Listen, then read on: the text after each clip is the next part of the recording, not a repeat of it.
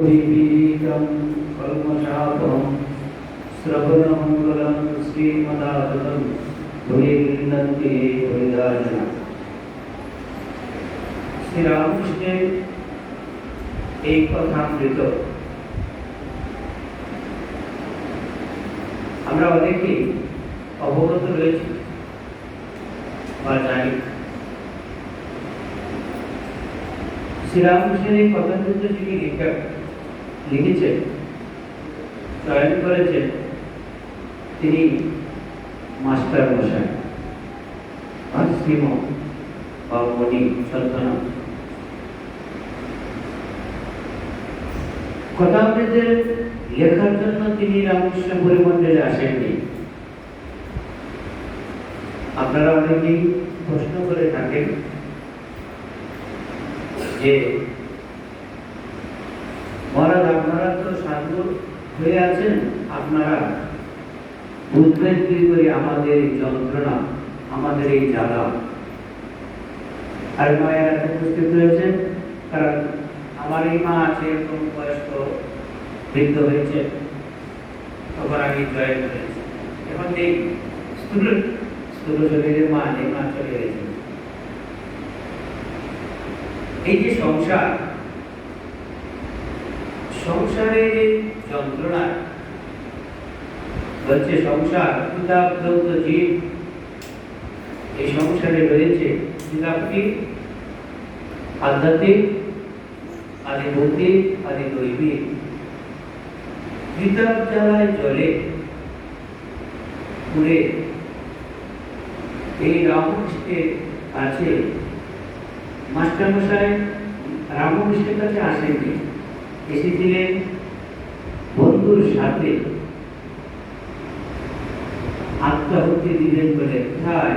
গঙ্গায়।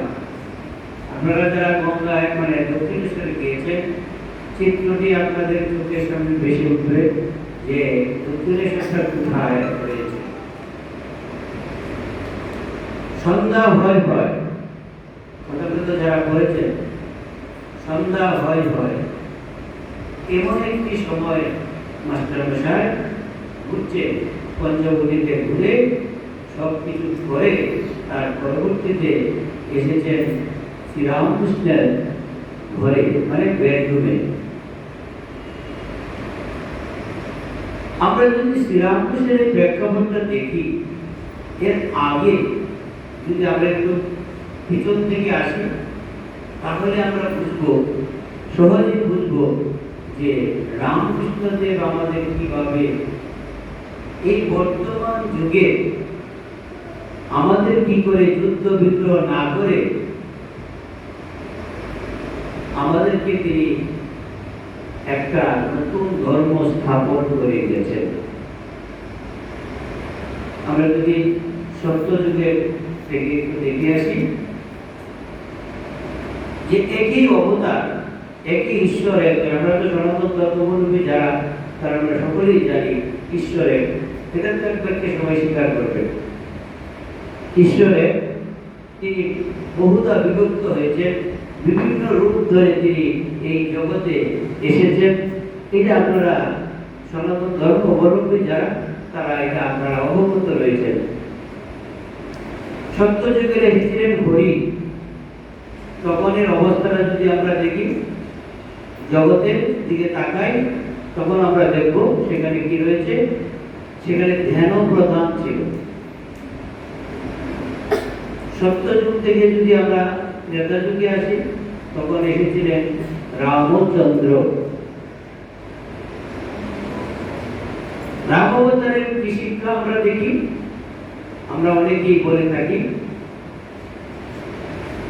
যে কৈকেয়ীর মতো মা যেন কারো না হয়। আমাদের একটা মানে একটা বদ্ধমূল ধারণা আছে, এখানে মায়ের উপস্থিত রয়েছে, সবারই একটা ধারণা আছে কৈকেয়ীর মতো যেন না হয়, কৌশল্যার মতো যেন মা হয়। কিন্তু রাম অবতার যে জন্মগ্রহণ করেছিলেন, ভবিষ্যৎবাণী ছিল আগে। বাল্মীকি যখন রামায়ণ রচনা করেছে, রামের জন্মের 10,000 বছর আগে, তখনই 25 বছর যদি পার না হয়ে রাম যদি রাজত্ব গ্রহণ করে, তাহলে সে রাজত্ব লাভ করতে পারবে না, অভিশাপ ছিল। সেই জন্য আমরা সেটা জানি না বা জানতেও চাই না। আমরা বলে থাকি কৈকেয়ীর মতো মা যদি বাদ সেতে না বসতো, তাহলে রামের 14 বছর বনবাস হতো না। রাম যে বনবাসে গিয়েছিলেন কারণ কিন্তু আমরা জানি না, না জেনে আমরা বিরূপ প্রতিক্রিয়া আমাদের ভিতরে হয়। আর ভরতের মতো ভাই এই জগতে যে একজন আছেন সেটাও প্রচারিত হতো না। আর বড় জিনিস যেটি, পিতার সত্য পিতৃসত্য পালন করার জন্য রাম বলে গিয়েছিলেন। আর আমরা সাধারণ মানুষ আমরা কি মনে করতাম যে কোথায় ভগবান তো আবির্ভূত হয়েছিলেন, কিন্তু সত্যকে কিন্তু পালন করলেন না। সবচেয়ে বড় জিনিস সত্যকে পালন করবেন বলে, সত্য রূপ ধর্ম মানে কি? অবতার সত্য স্বরূপ। রামকৃষ্ণের জীবন যদি আমরা দেখি, আমরা সেখানে দেখি রামকৃষ্ণ সত্য স্বরূপ। সব কিন্তু দিতে পারলো, আমি সত্যকে দিতে পারলাম না। রামকৃষ্ণের কথায় কথায় আপনারা পাবেন যে সত্যকে দিতে পারলো না, মানে সত্য দিয়ে দিতে থাকবো। এই যে আজকে আপনারা এসেছেন বাঁশখালী রামকৃষ্ণ সেবাশ্রমে মন্দিরে বসে আছে, একটা আদর্শ, রামকৃষ্ণদেবের একটা আদর্শ অনুযায়ী একটা আশ্রম প্রতিষ্ঠিত হয়েছে। কোথায় যোগেশ্বরানন্দজি মহারাজ এই আশ্রমের ভিত্তি দিয়েছিলেন, আর অক্ষরানন্দজি পরম পূজনীয় অক্ষরানন্দজি মহারাজ এই মন্দিরে উদ্বোধন করেছেন। কতটি বছর আমরা পার করেছি, তারপরেও আমরা এখনো ধরে রয়েছি একটি আদর্শকে।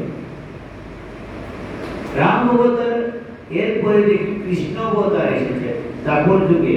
কারণ আমরা যদি রামকৃষ্ণ যে এসেছিলেন তার প্রেক্ষাপটটা যদি আগের থেকে না আনি, তখন আমরা হঠাৎ করে রামকৃষ্ণ দাপর যুগে এসেছিলেন। আপনারা জানেন যখন কৃষ্ণ জন্মগ্রহণ করল তার পূর্ব ঘন্টা আপনারা অনেকেই দেখেছেন, টিভিতে সিরিয়াল দেখেছেন, সেখানে কারাগারে জন্মগ্রহণ করেছেন কৃষ্ণ অবতারে। সেখানে তিনি কি করেছেন? বাসি বস্ত্র নিয়ে তিনি যুদ্ধ বিগ্রহ করেন। রাম অবতারে তীর ধনুক দিয়ে যুদ্ধ করেছেন, আর এই অবতারে বাসি বস্ত্র দিয়ে তিনি জগৎকে মাতিয়েছেন। আপনারা যারা বৃন্দাবনে গিয়েছেন দেখে থাকবেন 10 বছর 8 মাস এই বৃন্দাবনে লীলা করেছেন। প্রত্যেকটি আনাচে কানাচে মানুষের দুলিকোনাতে এই শ্রীকৃষ্ণের পবিত্রতা অনুভব করে মানুষ। বৃন্দাবনের রজ মানে মহা পবিত্র। এই আমরা দেখি দাপর যুগে শ্রীকৃষ্ণ অবতারে বাসির বস্ত্র দিয়ে জগৎকে মাতিয়েছেন। তার পরবর্তীতে দেখি আমরা মহাপ্রভু চৈতন্য, দাপর সত্য ত্রেতা দাপর কলিযুগে মহাপ্রভু চৈতন্য আবির্ভূত হয়েছিলেন। তিনি কি করলেন বলে, যুগ অনুযায়ী ভগবান যখন আসেন তার প্রেক্ষাপটটা যুগ অনুযায়ী একটা ভাব দিয়ে যায়। রাম অবতারে কি দিয়েছেন? সত্য, সত্য প্রতিষ্ঠা করেছেন। কৃষ্ণ অবতারে কি দিয়েছেন? রাজন্য বর্গদের মধ্যে এতই তাদের অবস্থা চরম অবস্থায় পৌঁছেছিল, ধর্ম মানুষ করতে পারবে না। তার বংশের মতো রাজারা তখন রাজত্ব বিস্তার করেছিল, তাদেরকে নিধন করার জন্য এই কৃষ্ণ অবতারের আবির্ভাব। যেখানে কিন্তু সেখানেই কৃষ্ণ। কৃষ্ণ মালিকের বাকি বাজার নাই। তার অপূর্ব গ্রন্থ কি গ্রন্থ? গীতা। সারা পৃথিবীতে সমন্বয় গ্রন্থ যদি একটি থেকে থাকে সেটি মহা অবতারের বিশেষ বাণী হল গীতা। মহাপ্রভু চৈতন্য, আমি সিলেট থেকে এসেছি কয়েকদিন আগে আপনাদের এখানে। মহাপ্রভু চৈতন্য তার পিতৃভূমি ঢাকা দক্ষিণ। প্রায় দেখি চট্টগ্রাম থেকে বাসে বাসে ভক্তরা যায় সিলেট পরিভ্রমণ করতে। ঢাকা দক্ষিণ, এদিকে মহালক্ষ্মী, গৃহপীঠ, কানাইপুর, কয়েকটা জায়গা আছে, সেখানে তীর্থ যাত্রীরা যায় দর্শন করতে। মহাপ্রভু চৈতন্য আবির্ভূত হয়ে তিনি একটি নাম দিয়ে আমাদের তখনকার মতো রক্ষা করেছেন। কি রক্ষা করেছেন? হরে কৃষ্ণ কৃষ্ণ কৃষ্ণ হরে হরে, হরে রাম রাম রাম হরে হরে। তার পরবর্তীতে আসছে শ্রীরাম কৃষ্ণ, যার এই কথামৃত শ্রবণ করার জন্য আমরা মন্দিরে উপস্থিত হয়েছি। কোথায়? বাঁশখালী রামকৃষ্ণ সেবাশ্রম মন্দিরে। ঈশ্বরে আমরা চিন্তা করলাম কোথায়? সত্যযুগে এসেছিলেন হরি, ত্রেতাতে রাম, তারপরে শ্রীকৃষ্ণ, কলিতে মহাপ্রভু চৈতন্য, তারপরেও আবার আবির্ভূত হয়েছে শ্রীরামকৃষ্ণ অবতার রূপে। আপনাদের অনেকেরই ধারণা রয়েছে, আছে, অনেকেরই ধারণা, সারা বাংলাদেশে আছে, শুধু খালি বাঁশখালী বলে নয়, আমারই ধারণা আছে রামকৃষ্ণদেব কি অবতার। রামকৃষ্ণদেব তো দক্ষিণে এসে পূজা করেছে, উনি তো কোনো যুদ্ধ বিগ্রহ করেন নেই, উনি মহাভারতের যুদ্ধও করেন নাই, আর এই রাক্ষস নিধনও করেন নাই। রামকৃষ্ণদেব কি করে অবতার, এটা তো আমরা বুঝতে পারি না। আমাদের অনেক দীক্ষিত রামকৃষ্ণ মঠে যারা দীক্ষা নিয়েছেন, বয়স্ক ভক্তরা কাছে এসে বলে, মহারাজ বুঝলাম না তো, বুঝার একটা রাস্তা আছে। বোঝার রাস্তাটা কি? আপনার অবতারের বৈশিষ্ট্য আছে, অবতার যেন আসবেন তার একটা বৈশিষ্ট্য, একটা দিক সমাজের শাস্ত্রীয় মত আছে। গীতাতে যদি আমরা দেখি, চতুর্থ অধ্যায় যদি আমরা খুলে দেখি, সেখানে আপনি পাবেন यदा यदा हि धर्मस्य ग्लानिर्भवति भारत अभ्युत्थानम् अधर्मस्य तदात्मानं सृजत् परित्राणाय साधूनां विनाशाय च दुष्कृतं धर्म संस्थापनार्थाय सम्भवामि युगे युगे।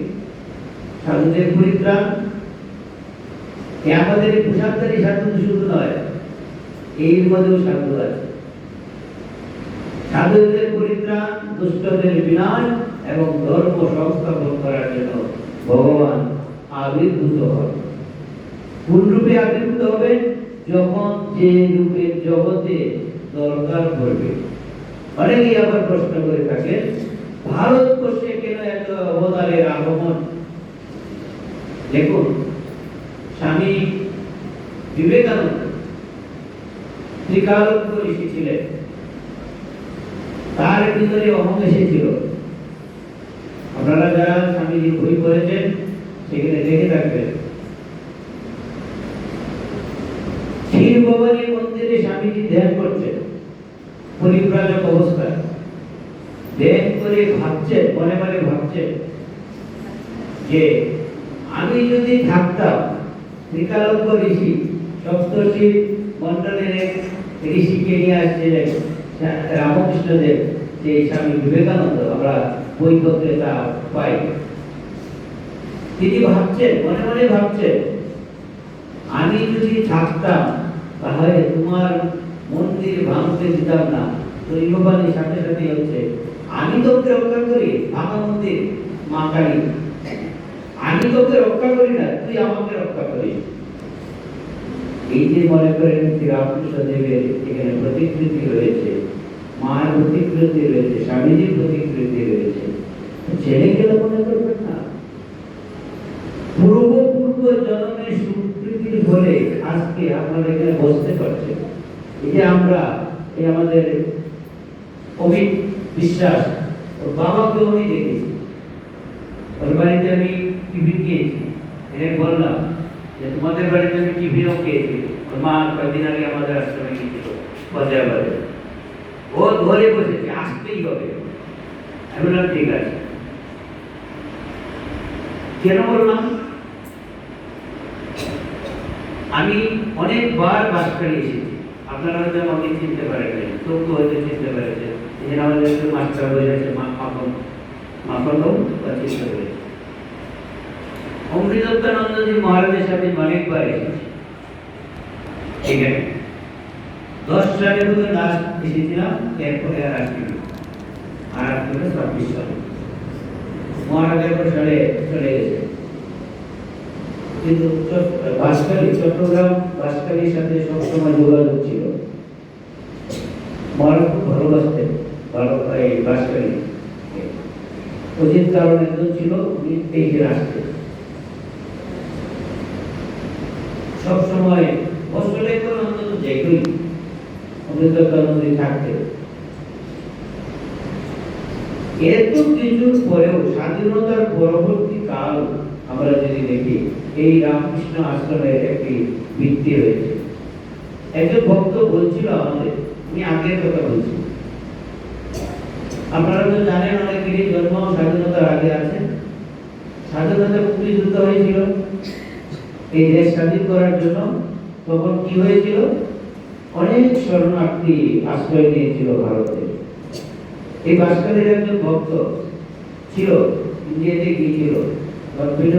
যখন আসে স্বাধীন হয়, যখন ফিরে আসে বাসকালীরই আছে, তিনি ঠাকুরকে প্রণাম করে বলছেন, ঠাকুর আমি তো আসতে আর পারবো না, তুমি যেও। এই কথাটাই আমাকে বলেছিল।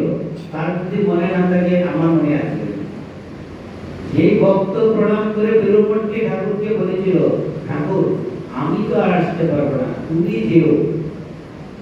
ভক্তের আর্ত অস্তাত্ত্বিক জ্ঞানী জিজ্ঞাসু 4 রকম ভক্ত ভগবানকে চায়।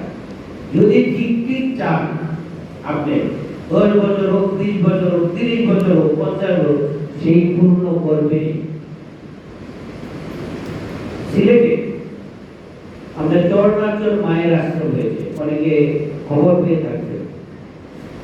সেখানকার যে জমিদাতা 25 বছর আগে সিলেটে একটা মিটিংয়ে সভাপতি আসে নাই, তখন তাকে সভাপতি করা হলো। সে নিজের মুখে আমাকে বলেছে যে ঠাকুর, মানে মঞ্চে উঠে সে বলেছে, ঠাকুর তুমি যদি সবাই থাকতে চাও, গ্রামে যেতে পারো না, গ্রামে যেতে পারো না। 25 বছর আগে সেই চিন্তা মন্দিরে বসে, সিলেট মিশনের মন্দিরে বসে এটা বলেছিল। আর আন্তরিক না আভ্যন্তরীণ না বাহ্যিক, তাও কিন্তু সে জানে না। আমি বলবো আন্তরিক ভাবে করেছিল। তুমি গ্রামে যেতে পারো না। তিনি 20 বিঘা জমি দিয়েছে আশ্রম করার জন্য। আমি যখন মিটিংয়ে গেলাম 26শে ডিসেম্বর, 25 সালের 26শে ডিসেম্বর মিটিং ছিল, আমাকে নিয়ে গিয়েছিল। তখন আমি বললাম, যদি ঠিক মতে আপনি প্রার্থনা করে থাকেন, কোনো কালে জন্মে জন্মান্তরে হোক, সেই ইচ্ছা পূর্ণ করবেন এই ভগবান। রামকৃষ্ণদেব কি জিনিস, তার বার্তা যদি দেখি, তিনি সংক্রামক, তার ধাপ সংক্রামক। আরেকটা সংক্রামক কি, তার ধর্ম সংক্রামক। আপনি যদি একবার নিন্দাও করে থাকেন, তাহলে কিন্তু আপনার কপালে রামকৃষ্ণদেব চেপে বলছে, আপনাকে গান করতে হবে। এটা আপনি করে দেখতে পারেন, নিন্দা ছলে রামকৃষ্ণদেবকে কটূক্তি করে দেখতে পারেন, দেখবেন আপনাকে কিন্তু প্রথমেই ধরবে। কিভাবে ধরবে এটা কিন্তু বোঝা মুশকিল। এই জন্য ভেবে চিন্তে রামকৃষ্ণের নিন্দা করবে। প্রশংসা করার জন্য আমি বলছি না, যদি নিন্দা করেন ভেবে চিন্তে করবেন, তাহলে গেল, ভুলাও যাবে, ধুলাও যাবে। এই রামকৃষ্ণের এই কথা কিন্তু যিনি লেখক মাস্টার মশাই, তিনি তিতাব জ্বালায় জলে পুড়ে ছাড়কার হয়েছিলেন। ত্রিপুল মাস্টার ডিগ্রি, আয় রোজগারের অভাব ছিল না, সংসারের জ্বালায় জলে পুড়ে ছাড়কার হয়েছিলেন। আপনাদের যে সংসার আছে, আমরাও সংসারের মধ্যে থেকে এসেছি। আমারও একটা বাড়ি ছিল, মা বাবা ছিল, তার থেকে কিন্তু আমরা এসেছি। কিন্তু তার মধ্যে থেকে যারা সৎকর্ম, সৎভাবে জীবনযাপন করছে পিতামাতা, তাদের কাছ থেকেই তো সাধু আসছে। সাধু তার বাইরে থেকে এসে যাচ্ছে না। এই জন্য সংসারটা খুব গুরুত্বপূর্ণ জিনিস। যদি আপনি চিন্তা করেন যে আমি মানব জীবন আমি পেয়েছি, মানব জীবনে আমি সংসার করব, ভালো জিনিস। সংসারটা যদি করতে চান তাহলে ভেবে চিন্তে করা দরকার। যেমন তেমন করে মনুষ্য জন্ম হয় না, পরিণাম চিন্তা করে যে করে কাজ করে সে হলো মানুষ। আর পশুকে যদি আমরা দেখি বিবেক বিবেচনাহীন। এই জন্য শাস্ত্রীয় মত কি হচ্ছে, আহার নিদ্রা ভয়ে মৈত্রদঞ্চ শ্রমানুময় তৎপশুবি নরাণাম ধর্মহিতেষাম অধিক বিশেষ ধর্মহীনা পশুবি সমানা। আহার নিদ্রা ভয় মানুষের আর পশুতে কোনো তফাৎ নেই। তফাৎ এইটুকু, বিবেক। বিবেক দিয়ে সে ভালো মন্দ বিচার করতে পারে, বিচার করে ভালোটা গ্রহণ করতে পারে, খারাপটা ত্যাগ করতে পারে। এই শ্রী রামকৃষ্ণ দেবের কাছে যখন মাস্টার মশাই এসেছে তখন সে গঙ্গায় বিসর্জন দিয়ে শান্তি পাওয়ার জন্য এসেছে। খালি খুঁজে বেড়াচ্ছে কখন ফাঁক খাওয়া যায়। এই ফাঁকে শ্রীরামকৃষ্ণের কাছে এসে তখন রামকৃষ্ণদেব যে কথা বলতেছে, ভক্ত এই সমাগম রয়েছে তার সাথে সবার সাথে কথা বলছে, তিনি দরজার পাশে দাঁড়িয়ে দেখছে। দেখে খুব ভালো লাগছে, কথা বলতে তো ভালো লাগছে। খুব মিষ্টভাষী ছিলেন, শুনছে। যখন চলে যাচ্ছে রামকৃষ্ণদেব কিন্তু দেখে খালি বসে গল্প করছেন না, বলছে আবার এসে। এইটুক কথা তার সাথে ওই দিন বিনিময় হয়েছে, আবার এসে। কিন্তু এই আবার এসো এই কথাটুকু দ্বারাই তার মনকে জয় করে নিয়েছে। এই রামকৃষ্ণদেব এমন একটি বার্তা দিতে এসেছে, আপনারা সকলেই জানেন। মহাবতার শ্রীকৃষ্ণ আমরা বলি, তিনি দিয়েছেন গীতা আমাদের। মহাপ্রভু চৈতন্য হরিনাম সংকীর্তন দিয়ে আমাদের তখন রক্ষা করেছেন। আর এই রামকৃষ্ণদেব কি করেছেন, প্রণাম রূপ বস্ত্র দিয়ে এই জগৎকে নতুন একটা পৃথিবী সৃষ্টি করে গেছেন। কয়েকদিন আগে আপনারা দেখে থাকবেন, নরেন্দ্র মোদী ভারতের প্রধানমন্ত্রী পশ্চিমবঙ্গের মুখ্যমন্ত্রীকে শপথ করাতে এসে স্টেজে উঠে কোনোদিন দেখেছে কোন দেশের প্রধানমন্ত্রী প্রণাম করেছে? কৌশলটা অবলম্বন করেছে। শুভেন্দু অধিকারী গতকালকে বইয়ের মঠ গিয়েছিল। আপনারা এখন তো ইউটিউব, ফেসবুক, মানে ইন্টারনেট, মানে মুহূর্তের মধ্যে এক জায়গা থেকে আরেক জায়গায় ছড়িয়ে যায়। মন্দির প্রণাম করার পর সাধুদের দেখে প্রথমেই প্রণাম করেছে। 5-7 জন সাধু দাঁড়িয়েছিলেন তাকে রিসিভ করার জন্য। মঠ ম্যানেজার, অ্যাসিস্ট্যান্ট সেক্রেটারি, আমি ভিডিওটা দেখেছি। প্রণাম এক প্রণামে সবকে জল করিয়ে। এই রামকৃষ্ণদেব এবারে কি করেছেন, এই প্রণাম রূপ বস্ত্র দিয়ে জগৎকে নতুন একটি পথ দেখিয়েছে। এখন তাচ্ছিল্য করে কিছু হবে না, মেজাজ দেখিয়ে হবে না, এখন নমনীয় ভাবে গ্রহণ করতে হবে। পরিবার বলে বাবা সোনা ডেকে চলতে হবে। সন্তানকেও যেমন তেমন ব্যবহার করা যাবে না। মেয়ে হইলেও তাকেও সম্মান দিয়ে কথা বলতে হবে। রামকৃষ্ণদেব এসেছে এই শিক্ষাটুকু দিতে। পবিত্রতা বিসর্জন দিয়ে শিক্ষার কথা নারী মায়েরা রয়েছেন। মায়েদের শিক্ষা অবশ্যই করতে হবে, কিন্তু নারী মানে পবিত্রতা বিসর্জন দিয়ে এই শিক্ষার কথা নিষেধ করেছে। স্বামীজি দেখবেন, করে দেখবেন। সবচেয়ে বড় যেটি রামকৃষ্ণদেব কিভাবে ধর্ম দিয়েছেন, নতুন একটি ধর্ম দিয়েছেন না, হচ্ছে যে যেখানে আছো, যেভাবে আছো সেইভাবেই থাকো, কোনো কিছু পরিবর্তন করার দরকার নেই। সকাল সন্ধ্যা শুধু আবার একটু নাম যুগ উপযোগী। এখন আমরা অনেকেই বলবেন আমার ব্যবসা বাণিজ্য আছে, সকালবেলা বেরিয়ে যেতে হবে, হচ্ছে বাসা যেখানে সেখানেই করো, যেখানে যে অবস্থায় আছো সেখানেই করো। তোমার স্থান পরিবর্তন করলো কি করে, লব্ধি করেই করো, কিন্তু মনে প্রাণে করো।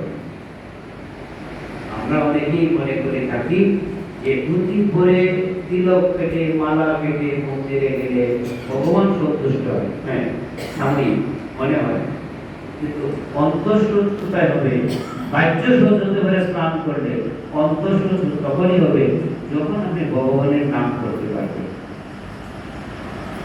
রামকৃষ্ণদেব শুধু একটা ছবির মতো নয়, মা শারদার একটা ছবি তাকিয়ে দেখুন, বাড়িতে যখন বিপদে পড়বেন আমার কথাটা লিখে রাখেন, উত্তরে লিখে রাখবেন।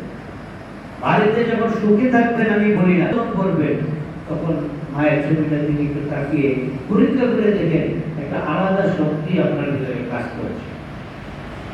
আমরা যখন আসছিলাম গাড়িতে ফতেহাবাদ থেকে আসছিলাম, তখন আমাদের যে নিয়ে আসছে অমিত বিশ্বাস, সে বলছিল আমাদের বেলুর মঠের পূজারী মহারাজ বলে গেছে এখানে ঠাকুর আছে, ঠাকুর সর্বত্রই আছে, ঠাকুর কোথায় নাই, এখানেও আছেন বেলুর মঠেও আছে, কিন্তু প্রকাশের কারণ একান্ন পীঠের জন্য আমরা একটা শক্তির একটা অঙ্গ এক এক জায়গায় পড়েছে, আমরা 51 পীঠ ঘুরে বেড়াই তীর্থে তীর্থে। এই যে মানে কি ভক্তরা আছে, মহারাজ তীর্থে যাবো বিশ্বাস করতে বেলুর মঠটা মহাপীঠ। সেই দুর্গাই এইবারে সারদা দেবী হয়ে লীলা করে গেছে, তার সম্পূর্ণ শরীর বৈষ্ণবতা করা হয়েছে। আপনি কি সেটা ভাবতে পারছেন? এক পীঠ দর্শন করলে সব কিছু হয়? আপনি তো বিশ্বাসই করছেন, জানেনই। স্বামীজি শিব মা তাকে আহ্বান করেছিলেন, ভুবনেশ্বরী দেবী সেই বীরেশ্বর শিবের পূজা দিয়ে শিবের জন্ম হয়েছিল, সেই জন্য নাম হলো বীরে। আমরা কি এগুলো ভাবি? আমরা এখন ভাবি আমার নাতি হবে বা আমার ছেলে হবে, নায়ক নায়িকার নাম দিয়ে আহ্বান করছি আমার নাতিরা যেন এরকম হয়, নাতিরা যেরকম হয়, সেটা আপনার কাছে তো তাই আসবে। ক্রিকেটারের নাম দিচ্ছি, নায়িকার নাম দিচ্ছি, নায়কের নাম দিচ্ছি, কুস্তিগির তাদের নাম দিচ্ছি, তাদের মধ্যে চিন্তা করছি আমার কাছে আসবে কি করে? যেরকম আপনি চিন্তা ভাবনা করবেন আপনার সন্তানটা তাই, এটা শাস্ত্রী একবারে ফিরে যাবে সব কিছু। রামকৃষ্ণের অবতারে যে জন্মটা হয়েছে, আপনারা যারা বই পড়েছেন, ক্ষুদিরাম চট্টোপাধ্যায় গিয়েছেন গয়াতে পিতৃপুরুষের উদ্দেশ্যে বৃত্ত দিতে। সেখানে দেখছেন শঙ্খ চক্র গদা পদ্মধারী বিষ্ণু স্বপ্নে দেখিয়েছে। কথাটা ভালো করে লক্ষ্য করবেন। আর এদিকে চন্দ্রমণি দেবী কামালপুকুরে রয়েছেন, যারা কামালপুকুরে গিয়েছেন শিব মন্দির, সেখানে জ্যোতি বেরিয়ে মাতৃগর্ভে প্রবেশ করেছে। তিনি বাড়িতে আসছেন ক্ষুদিরাম চট্টোপাধ্যায়, তিনি বলছেন আমার এইরকম হয়েছে। শঙ্খচক্র গদা পদ্মধারী বিষ্ণু আর এখানে শিবের জ্যোতি তার ভিতরে প্রবেশ করেছে। এই যে আমাদের ভিতরে দ্বন্দ্বটা রয়েছে, শিবের প্রসাদ খাবো, কালীর প্রসাদ খাবো, কালীর প্রসাদ খাবো তো শিবের প্রসাদ খাবো না, এই দ্বন্দ্ব কিন্তু রয়েছে।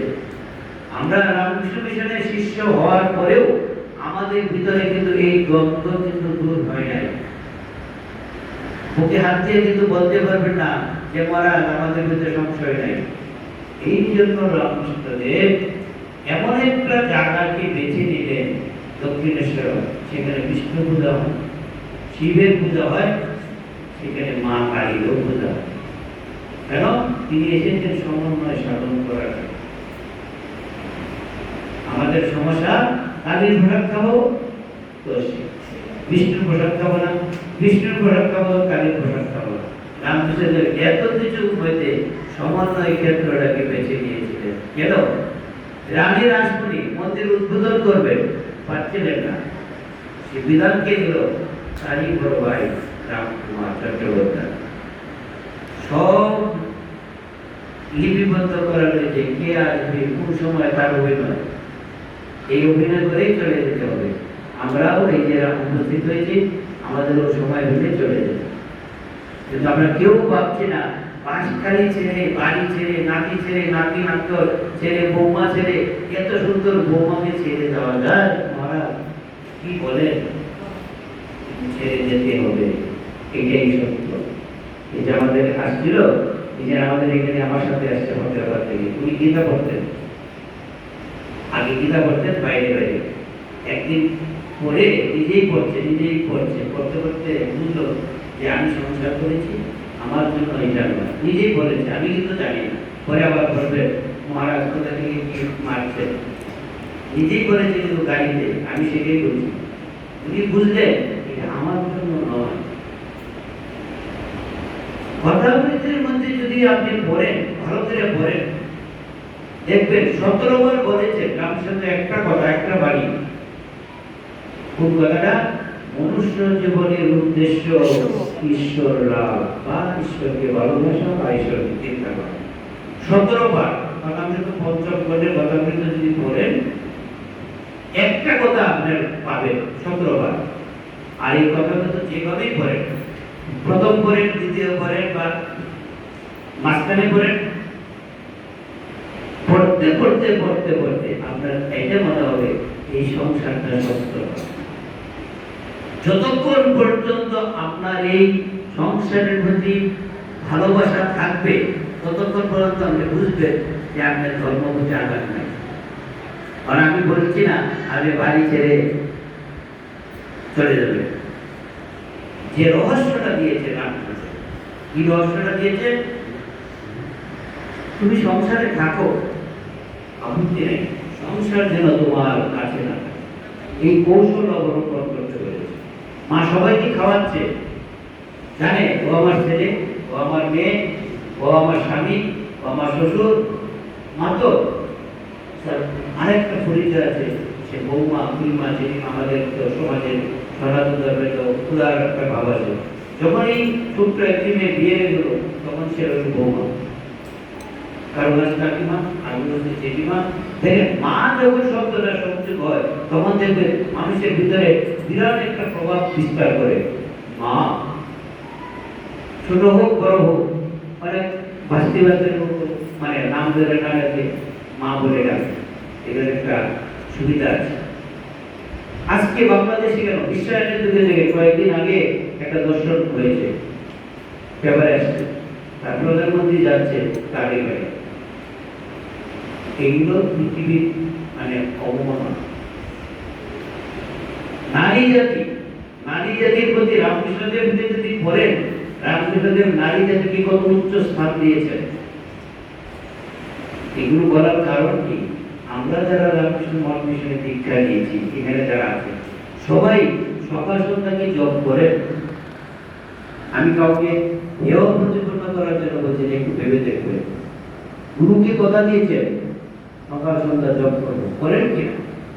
আর চরিত্রে, ব্যক্তিগত ধর্মজীবন আপনার তখনই হবে যখন আপনার ভিতরে চরিত্র উন্নতি হবে। তখন বুঝবেন যে আপনি ধর্ম হতে আগাচ্ছি না পিছাচ্ছি, টেস্ট হয়ে যাবে। যদি পান, দেখবেন পূর্ব দিকে যখন আগাবেন, পশ্চিম পিছনে পড়বে, জীবনটা হতে। এই রামকৃষ্ণদেব এই সহজ সরল কথাগুলো গল্পের মাধ্যমে যিনি উপস্থাপন করেছেন ব্রহ্মতত্ত্বকে, যার ফলে এই যে কথামৃতের কদর দিন দিন বাড়ছে। আপনারা অবগত রয়েছে, এখন তো মোবাইলের যুগ, ফেসবুকের যুগ, ইন্টারনেটের যুগ। বলছি স্বামী শান্তনন্দজি, উনি লন্ডনে গেলেন প্রথম, উনি বাংলায় কথামৃত পাঠ শুরু করেছেন। তখন ছিল কোভিড। যারা এসব বিষয়ে একটু ভালো জানেন মোবাইলে, তারা দেখে থাকবেন। লন্ডনে প্রথম বাংলায় কথামৃত পাঠ শুরু করেছেন স্বামী শান্তনন্দ। এখন তো ফেমাস হয়েছে, এই কথামৃতটাকে ফেমাস করে দিয়েছে। আর কিছু লাগে না, মানুষ শুনতে চায় রামকৃষ্ণের এই কথাগুলো, মানুষ জানতে চায়। উনি বিদেশে গিয়ে বিদেশির কথা বলেন নাই, ইংরেজিতে বলেন নাই, বাংলাতেই বলেছেন। আর কথাতে এমন এমন শব্দ রয়েছে, যদি বাংলা না জানেন, বাংলা না বুঝেন, আপনার এটা মানেই বুঝবেন। যতই আপনি শিক্ষিত পারবেন না। আর কথা হচ্ছে আরেকটা অপরচুনিটি, যেটা আপনি যেই রকম শিক্ষিত হন, অল্প শিক্ষিত আপনি একরকম বুঝবেন, উচ্চ শিক্ষিত সে আরেক রকম বুঝবে।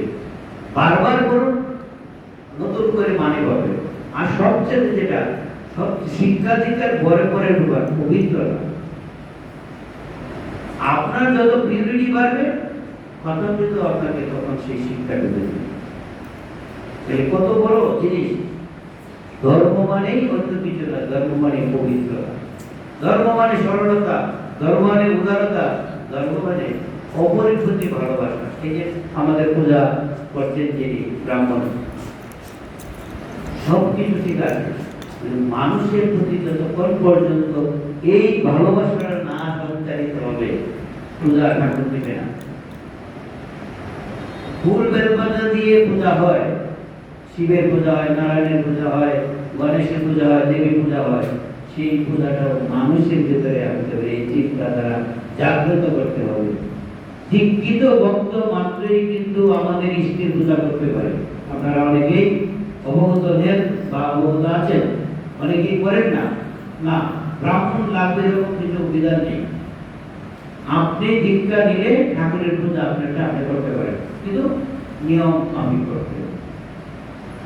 এই রামকৃষ্ণদেবকে প্রশ্ন করেছে মাস্টার যখন এসেছেন, সংসার আর্ণব ঘুরে ইয় কর্ণ ধার স্বরূপ নমস্তু রামকৃষ্ণ তস্মৈ শ্রী গুরুবে। এই যে আমি গুরুর কথা কেন বললাম, আমরা দীক্ষা নিয়েছি একজনের কাছে, বিভিন্ন মহারাজা, বুদ্ধেশ্বরানন্দজি মহারাজ এসেছেন বাংলাদেশে, এখানে গহনানন্দজি এসেছেন, অক্ষরানন্দজি এসেছেন, পূর্ণাত্মানন্দজি এসেছেন, অময়ানন্দজি এসেছেন, আরো কয়েক মহারাজরা এসেছেন। আমরা অনেকেই ভিন্ন ভিন্ন মহারাজের কাছে দীক্ষা নিয়েছেন, কিন্তু সকলের গুরু কিন্তু রামকৃষ্ণ। এটা কিন্তু আপনারা মনে রাখতে হবে। ভিন্ন ভিন্ন গুরু দীক্ষা নিয়েছেন, কিন্তু রামকৃষ্ণ কিন্তু আমাদের সকলের গুরু। এই জন্য রামকৃষ্ণ পরিমণ্ডলে গুরু পূর্ণিমা পালিত হয়, একটা আছে পর্ব আছে না, গুরু পূর্ণিমা আপনাদের এগুলো হয়। গুরু কিন্তু আলাদা আলাদা ছবি বসে। বেশ পূর্ণিমা, আষাঢ় পূর্ণিমা যাকে বলা হয়, কে? বেদব্যাস।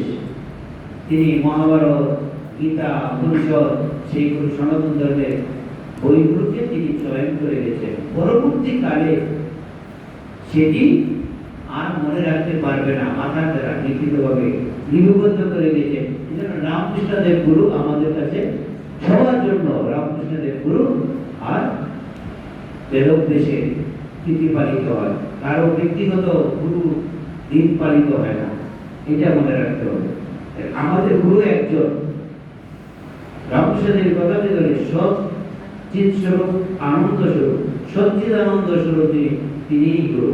এই মাস্টার বিনীতভাবে প্রশ্ন করেছেন, কি করেছেন? ঈশ্বরে কি করে মন হয়, কত বছর আগে করেছেন।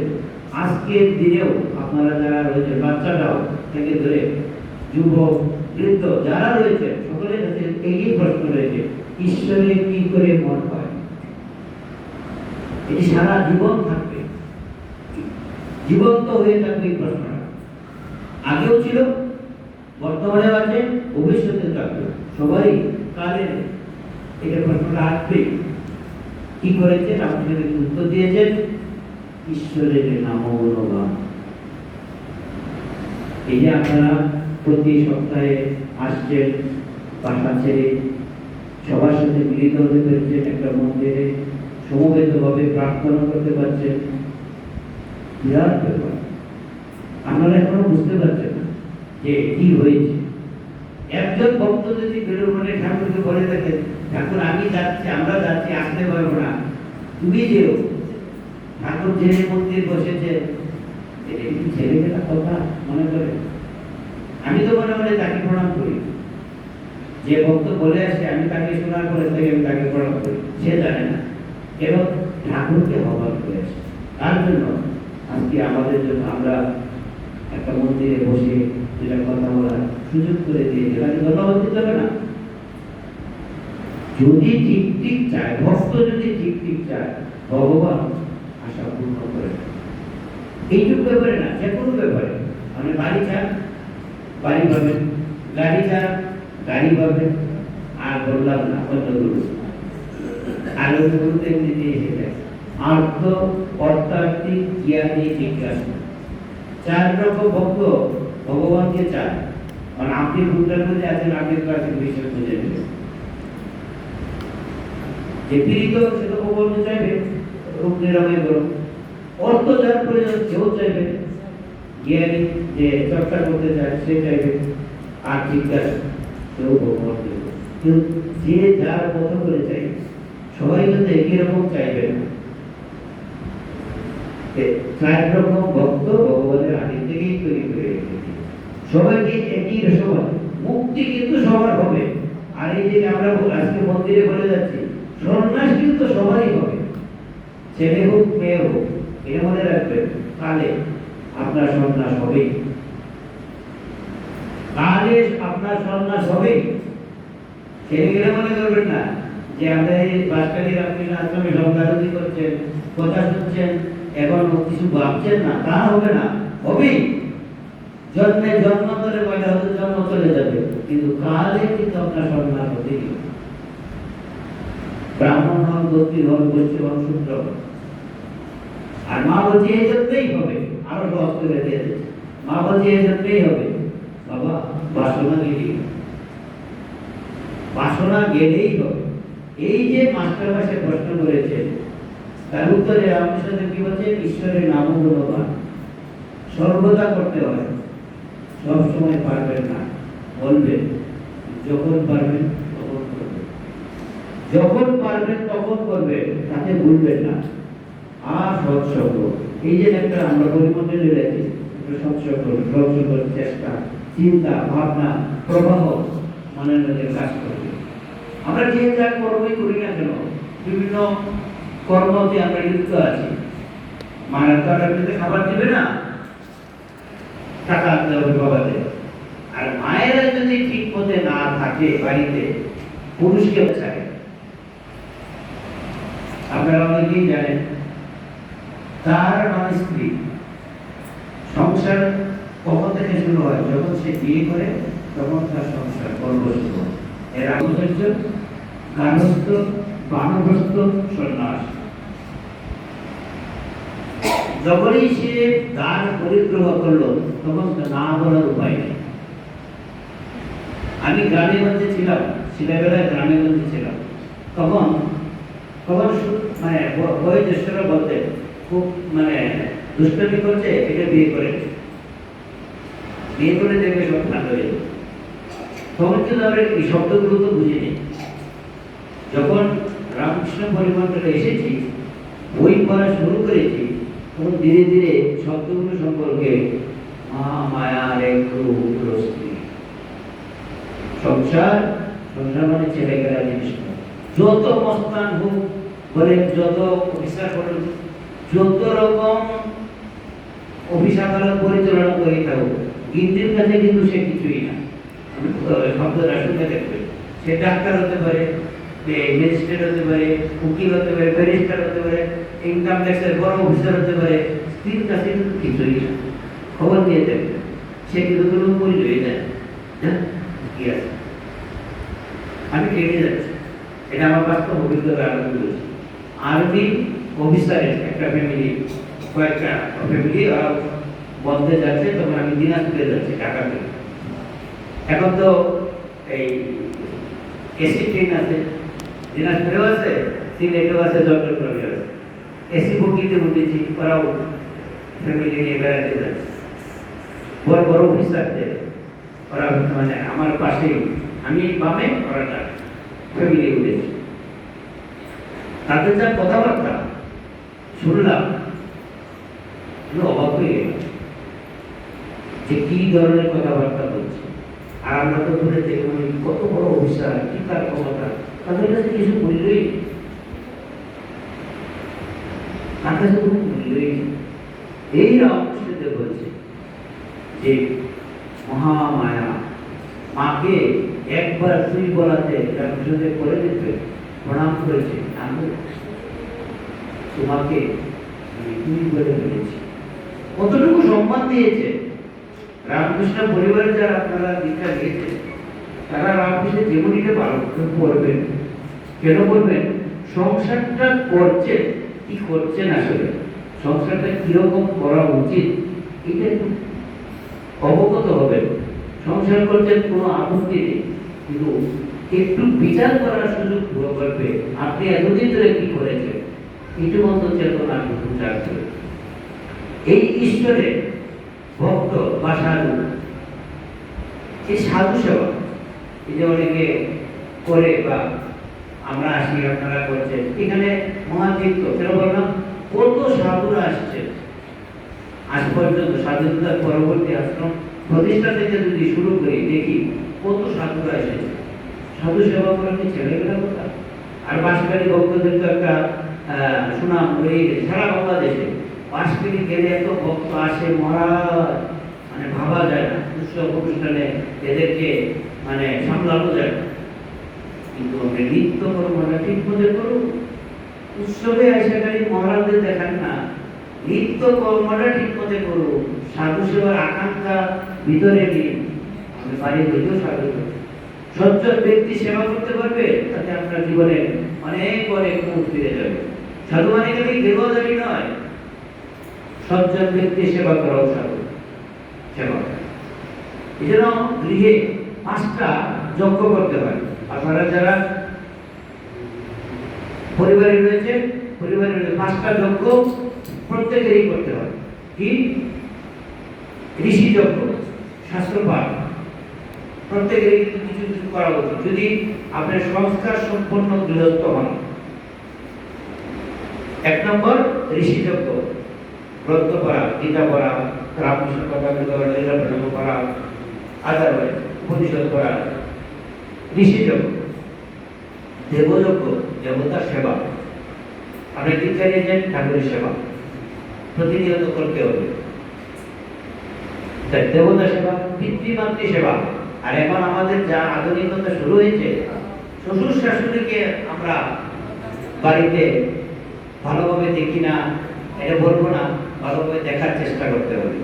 দেখি না কথাটা বলবো না, দেখার চেষ্টা করতে হবে। তাদের সেবা, শ্বশুর শাশুড়ির সেবা এবং পিতামাতার সেবা, পিতৃ মাতৃযজ্ঞ, নিযজ্ঞ, গরিব মানুষের সেবা, আর একটা হলো ভূতের যজ্ঞ, ভূতের সেবা। আপনি মানুষ হিসাবে জন্মগ্রহণ, আপনার উপরে সর্ব শ্রেণী আপনার নির্ভর করছে। কাক বলে, পাখি বলে চাষ করে না, তারা কিন্তু খাইয়ে বাঁচবে। প্রত্যেকটা প্রাণী আপনার মানুষের উপরে নির্ভর করছে। মানুষ কিন্তু উপার্জন করবে, সকলকে তিনি আহার জোটাবেন। এই 5টা যজ্ঞ যদি আপনি নিত্য প্রতিদিন করে, আপনার মনুষ্যত্ব জাগ্রত হবে, তাতে কোনো ভুল নেই। একটা মা শুধু বাড়ির ভিতরে থেকে সকলকে তুষ্ট করতে পারে। সনাতন ধর্মে এত সুন্দর ব্যবস্থা, সেবা। সে সন্ন্যাসীকেও তুষ্ট করতে পারে, স্বামীকেও করতে পারে, শ্বশুর শাশুড়িকেও করতে পারে, সমাজের মানুষকেও করতে পারে, শুধু সেবা করতে। শ্রী মা এটা দৃষ্টান্ত দিয়ে দেখিয়ে গেছে। জয়রামবাড়িতে ছিলেন, উদ্বোধনে ছিলেন, সেখানে শুধু সেবার দ্বারা করেছে। আর রামকৃষ্ণ মিশন কি? ভালোবাসার মিশন। রামকৃষ্ণ মিশন কিছু নয়। মাকে জিজ্ঞাসা করা হয়েছে রামকৃষ্ণ মিশন কি? মা বলছে ভালোবাসা। আমরা যে যে অবস্থানেই থাকি না কেন, আমরা 3টা শব্দ সবাই চাই, 3টা শব্দ নিতেও চাই। সেটিটা কি আপনাদের সবাই জানা? তারপরেও আমি বলছি, একটা আমরা শান্তিতে থাকতে চাই, আনন্দতে থাকতে চাই। এই ছোট বাচ্চাটাই রয়েছে, আনন্দ পেতে চাই। আর একটা কি? ভালোবাসা চাই। মা বাবারা যতই পরিশ্রম করো, রামকৃষ্ণদেব একটা বলেছেন, একটা গাছতলা চাই। গাছতলা কি? নারী। আরে মা বাড়ির মধ্যে দেখবেন যতই পরিশ্রম করে আসুক, যখনই বাড়িতে যাবে, চট করে কীর্তি যদি ভালো হয়ে থাকে, একটু সর্বদাই না ধরুন তো, লেবু সর্বদাই এক গ্লাস ধরে দিল, গ্রামের মধ্যে যারা চট করে এটা করে দিল, এক গ্লাস সর্বদাই না ধরিয়ে দিল, প্রাণটা শীতল হয়ে গেছে। মানে বলার আগে যদি করে উত্তম সেবক, বললে যদি করে মধ্যম সেবক, বললেও যদি না করে অধম সেবক। আমাদের তো সমাজের মধ্যে ভালো মন্দ সব রয়েছে, আমরা কোনটা নিব কোনটা নিব না, যেন জাতের মেয়ে কালো বলো নদীর জল ঘোলা বলো, কথাগুলো রয়েছে। কিন্তু বাস্তবতায় যদি আমরা সংসার করতে যাই, সংসার করতে গেলে বিষয় কাজের মধ্যেও ভগবানকে চিন্তা করে যদি সময় কাটাতে পারেন, দেখবেন অনেক শান্তিতে পড়তে পারবেন। কারণ এখন তো মহা একটা ব্যাধি জগতের মধ্যে, ব্যক্তিগত বলছি না, সংক্রামক ব্যাধি হলো ক্যান্সার। রামকৃষ্ণদেব ক্যান্সার নিয়ে শরীর ত্যাগ করেছিলেন, আপনারা জানেন, গরম হয়েছিল কাশীপুর উদ্যানে। ওনার শরীর গেছে 1886 সালে অগাস্ট। আপনারা অবগত রয়েছেন, রামকৃষ্ণদেব বলছেন ঘরে ঘরে ক্যান্সার হবে। আপনারা অনেকেই জানেন, অনেকের এই সমস্যা আছে, ঘরে ঘরে ক্যান্সার হবে, এটা যুগবেদী। কিন্তু ক্যান্সার সম্পর্কে একটা মনে রাখবেন, ছোঁয়াচে নয়, এটা মনে রাখবেন যে ছোঁয়াচে নয়। ক্যান্সার হইলে তাকে অবজ্ঞা করা দরকার নাই, তার সেবা করার আপ্রাণ চেষ্টা করবেন। এখন অনেক রকম ট্রিটমেন্ট বেরিয়েছে যে জগতে তাড়াতাড়ি তাকে রিকভারি করা যায়, আগের মতো নয়, পরিবেশ নয়। এই যে আপনারা তো কিছুদিন আগে জানেন কোভিড, কোভিড বলে একটা শব্দ গেছে, কি যে দৃশ্য গেছে সারা পৃথিবীতে। সবচেয়ে বেশি মারা গেছে আমেরিকায়, কেন?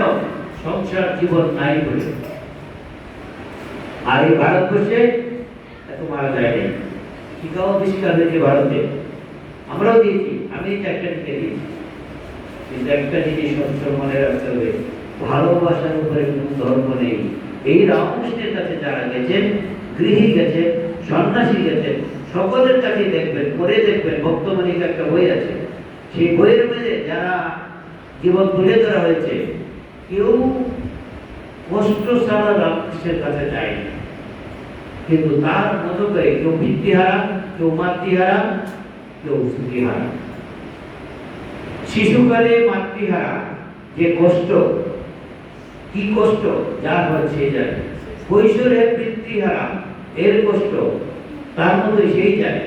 আর যৌবনে স্ত্রীহারা এর মতো বেদনা আর নেই এই জগতে।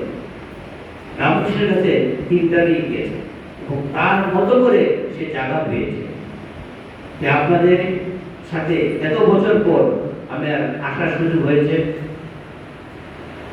জানি না ঠাকুর কতদিন রাখবেন এই চট্টগ্রামে। যদি থাকি, যদি মাঝে মাঝে এরকম ডাক পড়ে, আমার খুব ইচ্ছা বাসকারিতে থাকা, আপনাদের সাথে কথা বলা, দেখা। কারণ অনেকবার আসিছি তো অমৃতানন্দের সাথে, চেনা জানা মুখগুলো চোখের সামনে বেশি উঠছে। যেমন আমাদের কবি নিয়ে আসছে, ওদের বাড়িতে চালের আটার রুটি খেয়েছিলাম। গাড়িতে যখন বললাম এই তোমাদের বাড়িতে তোমার বাবা ছিল, তখন আমি চালের আটার রুটি খেয়েছিলাম। বলছে মরা আমার বাড়িতে খাও। চালের আটার বলতে বলছে চট্টগ্রামে আপনাকে খাওয়া চালের আটার রুটি। রুটি খাওয়া বড় কথা নয়, বড় কথা হলো ভালোবাসা।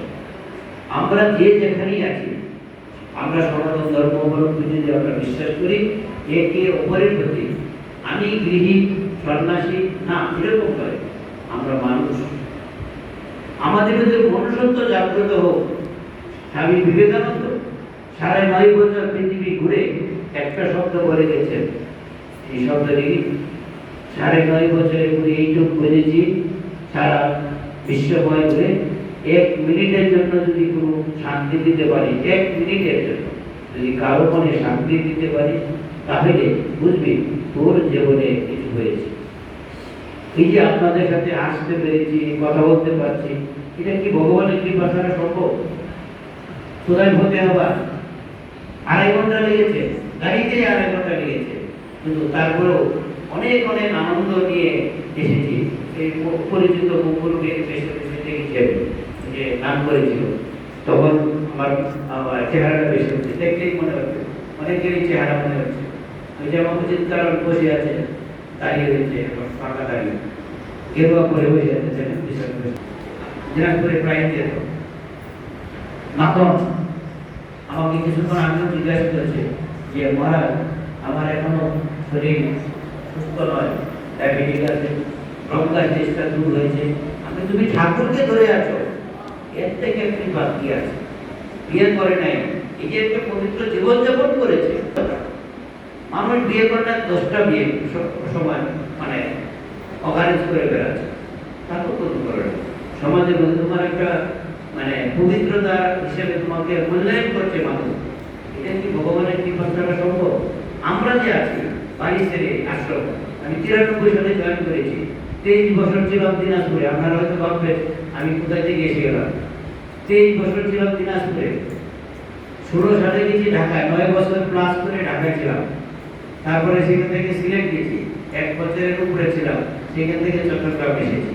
এই মোটামুটি আজকের দিনে আপনাদের সাথে মিলিত হতে পেরে এই কথাগুলো শেয়ার করতে পারছি। কিন্তু কথাগুলো তো মানে এখন কিছু হয়নি। যদি পরবর্তীতে আসি, আপনারা যদি সহায়তা করুন, আপনাদের উপস্থিতি নির্ভর করবে আমরা কি বলবো। আর এই ঠাকুরের একটা কথা মনে রাখবেন, যত মত তত পথ।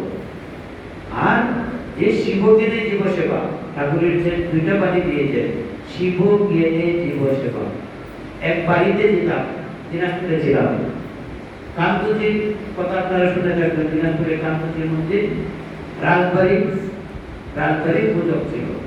ওনার স্ত্রী ওনাকে রান্না করে দিত না, মাছ রান্না করে দিবে না, মাছ যদি খায় আলাদা বিছানায় থাকতে হবে। আমি গেলাম, আপনি যখন ব্রহ্মচারী দুর্গা পূজার চাঁদা সংগ্রহ করতে, আমি শোনার পরে বললাম যে আপনি যে সংসার ধর্ম করছেন, আপনার সংসার ধর্ম হচ্ছে। আমি কিন্তু তার বাড়িতে বসে চা খাওয়াবে, আমাকে খুব খুব ইয়ে করতো, আদর করতো মহিলা।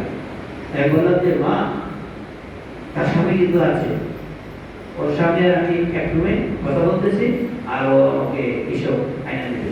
তাই আমি বললাম, ওর স্বামী খুব দুঃখ করে আমাকে বলবে। আমি বললাম যে আপনার কিন্তু সংসার ধর্ম হবে, হচ্ছে না। কেন কেন কেন মহারাজ? আমি স্বামী সেবা করে মানুষ ভগবান লাভ করে, আর আপনি স্বামী সেবাটা অত্যাচার করছেন। কি মাছ রান্না করে দিবেন না, মাছ খেলে বিছানায় ঘুমাতে পারবেন না, এটা কোনো শাস্ত্রীয় মত আছে? নিরামিষ খেলে মানুষ ভালো হয়, সাত্বিক আহার, কিন্তু নিরামিষ খেয়ে যদি মানুষ হত্যা করে, মানুষটা ভালো হবে? রামকৃষ্ণ মিশনে মাছ মাংস খায়, এটা নিয়ে অনেকের যন্ত্রণা। কদিন আগে আপনারা জানবেন, ইন্ডিয়াতে একজন সাধু স্বামীজি সম্পর্কে, আমি তখন ঢাকাতে, কটাক্ষ করেছিল। আমি এরকম রবিবারে ক্লাস করতাম, আমাকে একজন ক্লাসের পরে জিজ্ঞাসা করবে না, ক্লাসের মধ্যে জিজ্ঞাসা করলো কি করলো, মহারাজ এটার কি হবে? স্বামীজি সম্পর্কে এরকম বলেছে, আমরা 15 দিন অপেক্ষা। আমি বলার পরে 15 দিন অপেক্ষা করবো, তার শাস্তি পেয়ে যাবে। দেখবেন কিছু করতে হয় না, আমাদের কিছু করতে হয় না। ভক্তদের, রামকৃষ্ণ মিশনের ভক্ত কি মনে করে, এরা সব কানের জল খেয়ে তারপরে রামকৃষ্ণ মিশনে ঢুকছে। ওরা জানে না কোনটা, সব জানে, জেনে শুনে বুঝে তারপরে রামকৃষ্ণ মিশনে জয়েন করেছে বা দীক্ষা নিয়েছে, ভাবধারা গ্রহণ করেছে। রামকৃষ্ণদের কিন্তু ছেলে খেলা যাবে না। এই জন্য বললাম, তার ভাব সংক্রামক, তার বার্তা সংক্রামক, আর তার ধর্ম একবার যদি চিন্তা করেন, রামকৃষ্ণদের আপনার গাড়ি চাপিয়ে বলবেন। কাজেই আপনারা এটা মনে রাখবেন যে যারা দীক্ষা নিয়েছেন, মহাসৌভাগ্যবান। আপনি নিত্য কর্মটুকু করুন, জবটা ছাড়বেন না। যতই অসুবিধা থাকুক, যতই আপনার অসুবিধায় পড়েন, দুঃখ কষ্ট বেদনা চলে যাবে। আমরা মানুষের কাছে আশ্রয় চাই, কিন্তু মানুষ আশ্রয় দিতে পারে না। ভগবান যদি আশ্রয় দেয়, তাইলে আমাদের রক্ষা করতে পারে। আজকের এই শুভ সন্ধ্যায় অনেক বছর পর আপনাদের সাথে মিলিত হতে পারে, আমি নিজেকে গর্বিত বোধ করছি। আর আপনি আপনাদের সাথে যদি মাঝে মাঝে দেখা হয়, কথাবার্তা বলা যাবে, এবং আমি নিজেকে ভাববো যে আমি ঠাকুর অমৃতানন্দ যারা দিনাজপুরে যেতেন, ভক্তদের সাথে একটা সৌহার্দ্যপূর্ণ ব্যবহার ছিল, আমি মনে করি যে আবার গড়ে উঠবে। ঠাকুর মা স্বামীজির কাছে সকলের জন্য প্রার্থনা করি, আপনারা ভালো থাকুন, আনন্দ থাকুন, সুস্থ থাকুন। ধন্যবাদ।